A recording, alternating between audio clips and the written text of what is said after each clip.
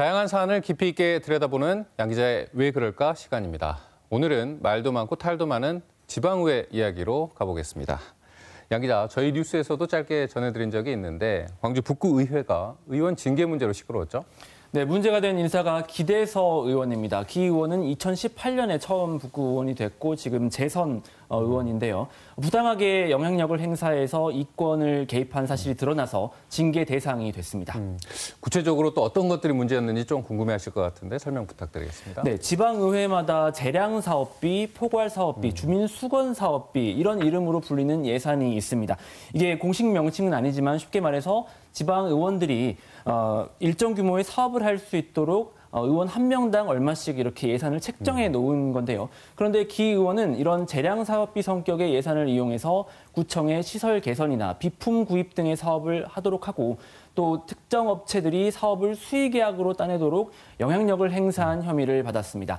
이 업체들은 기 의원이 과거 대표를 지냈거나 직간접적으로 연관이 있는 곳들입니다. 2020년 의혹이 처음 불거졌고 이후 수사 재판이 진행이 됐고요. 1, 2심 모두 벌금 1,500만 원형이 나왔습니다. 특히 지방의회의 폐단으로 꼽히는 재량 사업비를 이용해 자기 배를 불렸다는 점에 비난 목소리가 컸습니다. 이런 경우 이 선거로 뽑힌 구의원들도 징계를 받게 되는 건가요? 네, 그런데 어떤 잘못을 하면 어떤 징계를 받는다 이렇게 기계적으로 정해져 있는 것은 아니고요. 절차가 있습니다. 징계안을 논의하기 위해서 동료 의원들끼리 구성하는 윤리특별위원회를 거쳐 본회의까지 통과를 해야 되는 건데요. 또 객관성을 위해서 자문기구인 윤리심사자문위원회의 의견을 듣도록 되어 있습니다. 변호사 등이 포함되어 있는 광주 북구 윤리심사자문위의 판단은 최고 수위의 징계인 제명이었습니다. 의원 지위를 이용해서 사익을 취한 만큼 의원 자질이 없다고 본 건데 그런데 윤리특위는 이 제명 공고를 받아들이지 않았습니다. 대법원 판결이 남아있다는 이유로 제명 대신 출석 정지 30일의 공개 사과로 바꿨고요. 이 의견이 제시가 됐는데 제명해야 한다는 의원도 있었지만 결국 표결 끝에 윤리특위안이 결정이 됐고 이게 본회의로 넘어갔습니다. 오는 18일에 본회의를 거쳐야 징계안이 확정됐는데 이 안이 뒤집힐 가능성은 거의 없습니다. 이 다른 지방 의원들도 비위 행위를 저지른 것이 제대로 징계가 되고 있느냐 이런 지적들이 나오고 있지 않습니까?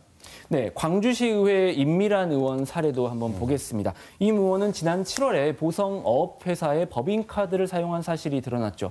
처음에는 카드를 안 썼다 이렇게 해명을 하다가 KBS 취재가 이어지자 회사에 돈을 빌려주고 그걸 못 받게 되자 그 대가로 카드를 썼다 이렇게 해명한 바 있습니다. 광주시 의회는 품위 의무 유지 위반 이런 명목으로 임 의원에 대한 징계안을 올렸는데요. 북구의회와 마찬가지로 시의회도 이 윤리심사 자문위의 권고를 받아들이지 않았습니다. 자문위는 30일 출석 정지를 권고했지만 윤리특위는 좀 더 심도 깊은 논의가 필요하다. 경찰 수사를 기다려야 한다. 이런 이유로 이 권고를 받아들이지 않고 보류했습니다. 이에 대해 시민단체는 징계 판단과 별개로 이미 법적인 판단과 별개로 이미 윤리적인 문제가 있는 상황인데 이건 봐주기 심사를 위한 포석이 아니냐 이렇게 비판한 바 있었고요. 임 의원은 여기에 2021년 초선 시절에도 본인 소유 업체가 광주시 산하기관과 수의계약을 맺은 사실이 드러나서 경고 처분을 받기도 했습니다. 어쨌든 이 시민들 눈높이에서 보면 이 지방의회 의원들이 비위 행위를 저질러도 엄정한 징계가 이루어지지 않고 있다. 결국 이게 제 식구 감싸기 아니냐 이런 지적들이 나오는 이유지 않겠습니까? 당장 기대서 의원 징계와 관련해서 광주 북구 공무원 노조가 어떻게 비판했냐면요. 제 식구 감싼 솜방망이 처벌, 의회가 자정 능력을 상실했다 이렇게 강하게 얘기를 했습니다. 벌금 1,500만 원형은 일반 공무원들이라면 공직에서 배제될 정도인데 출석 정지 30일 처분이 너무 가볍다는 겁니다. 게다가 이 의혹이 나오고 3년 뒤에야 징계한 논의가 이루어졌거든요. 비위 행위를 저지른 의원 본인의 비리는 물론 솜방망이 징계에 그치는 지방의회 전반에 대한 비판이 높아질 수밖에 없는 이유입니다. 어쨌든 결국 왜 이게 제대로 징계가 되지 않고 있느냐 이거에 대한 궁금증이 있습니다. 네, 제 식구 감싸기식의 윤리의식 당연히 이제 문제가 있어 보이는데 징계 관련 제도에도 좀 손볼 부분이 있어 보입니다. 현재 지방의원 징계는 경고, 사과, 그리고 30일 이내에 출석 정지, 그리고 제명 이렇게 4가지만 규정이 되어 있거든요. 가장 강한 제명에 비해서 나머지 징계들이 너무 약하니까 소위 중간이 없는 상황입니다. 그렇기 때문에 제명하기에는 너무 지나친 거 아니냐. 출석 정지로 낮춰줘야 되는 거 아니냐 이런 온정주의가 오히려 힘을 얻을 수 있는 상황이고요.